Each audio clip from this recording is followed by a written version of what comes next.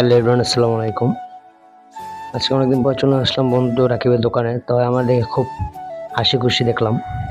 তো আমি আমার ফ্যামিলি নিয়ে চলে আসছি। এর মধ্যে আমার বন্ধু রবিউলের সাথে দেখা হয়ে গেল। তো আমি বললাম যে অনেকদিন পর্যন্ত বার্গার খাওয়া হয়নি, বার্গার দে। তা তার বন্ধুরা কি বার্গার দিতেছিল।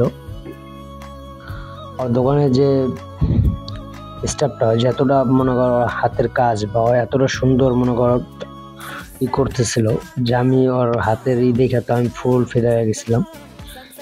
ছেলেটা খুবই ভদ্র। এটা যদি কেউ না দেখে বা না আসে ওদের এখানে, কেউ বুঝতে পারবে না।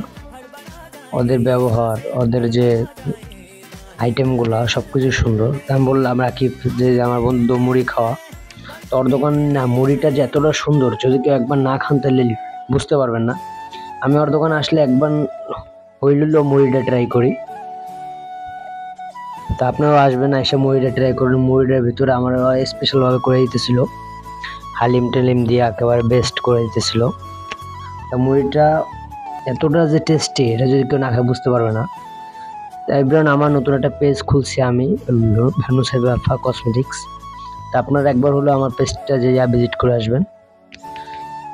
তা বন্ধুরা বলার পর বন্ধু মুড়িটা দিয়ে দিল। তা মুড়িটা আমি দেখার পর আমার কাছে অনেকটাই ভালো লাগছে। তা আমি বার্গারটা ট্রাই করতেছিলাম, তারপর মুড়িটাও ট্রাই করলাম। আমার কাছে অনেক